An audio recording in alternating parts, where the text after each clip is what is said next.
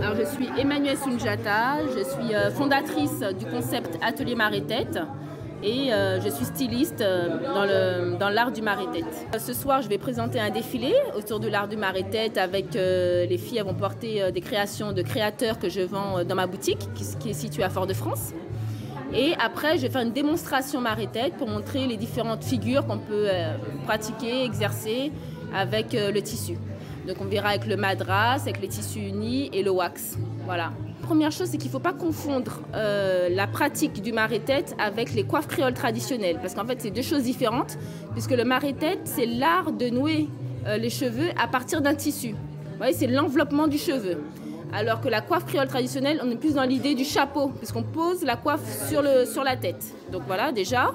Et en fait, la pratique du marée-tête date de début XVIIIe siècle. Okay, donc c'était à une époque où aux Antilles, en fait les Antilles c'était encore des colonies françaises, et on commençait à avoir dans certaines colonies l'abolition de l'esclavage. Sinon, tout simplement, il y avait des Noirs qui avaient été affranchis. Et notamment en Louisiane, qui à l'époque était française. Et donc on voyait une population qui était, effectivement, il y avait des Blancs, il y avait des esclaves, mais il y avait aussi les Noirs libres, c'est-à-dire ceux qui sont ni Noirs, ni Blancs, ni esclaves du moins. C'est ça que je voulais dire, c'est pas ni noirs, ils sont noirs, mais en fait ils sont ni esclaves, ni blancs, voilà. Et en fait cette nouvelle classe de noirs, il fallait pouvoir les distinguer.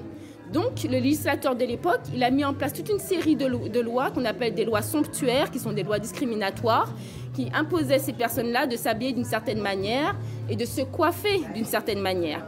Et notamment de couvrir leurs cheveux, parce qu'on disait que la plupart des femmes qui appartenaient à cette catégorie de noirs libres, donc c'est-à-dire soit des femmes noires qui avaient été affranchies, soit des mulâtresses, etc., eh ben, on disait qu'elles étaient pour la plupart des courtisanes, donc elles étaient source de litiges dans les couples légitimes.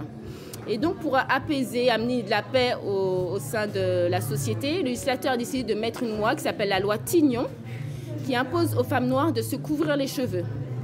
Donc à l'origine, vous voyez, c'est arrivé par une loi qui était venue justement pour nous astreindre, en fait, nous obliger à ne pas porter suffisamment d'attention à notre beauté. Et en fait, en réponse à cette loi-là, ces femmes-là, elles ont décidé d'en faire de l'art. Et c'est comme ça qu'on, justement, au lieu de porter leurs cheveux naturels comme elles le portaient, tout ça, parce qu'on disait que leur coiffure était attrayante auprès de la gente masculine de l'époque, qui appartenait à la classe dirigeante de l'époque, donc en fait les blancs, les blancs colons, on disait que leur coiffure était trop attrayante, donc c'est pour ça qu'on a voulu couvrir les cheveux. Et ben c'est de là qu'en fait elles ont décidé d'en faire de l'art, et on a vu naître les modèles qui s'appellent la bamboche, coiffe pain de sucre. Et en fait, au travers toute cette manière en fait de défier l'ordre établi, on a compris qu'il y avait déjà l'émergence du droit des femmes en fait à travers ça. C'était une manière pour elles de résister au travers l'esthétisme. On appelait ça la loi Tignon, donc on appelait ça le tignon. Le tissu s'appelait le tignon, et les techniques qu'on employait, c'était généralement pour réaliser les modèles que je vous ai cités, c'était la bamboche, coiffe pain de sucre.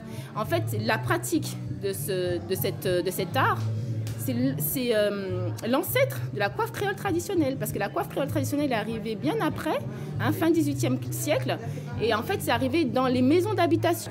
Donc voilà, donc en fait mon travail consiste vraiment non seulement à donner ces lettres de noblesse à cette pratique qui est le marée-tête, à bien faire comprendre que le marée-tête n'est pas la coiffe créole traditionnelle, c'est deux choses différentes. Tout ça c'est notre créativité, mais il y a eu une évolution, voilà.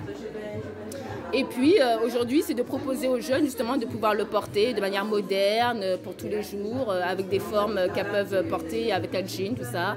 Voilà, la femme qui est dans l'air du temps. Voilà.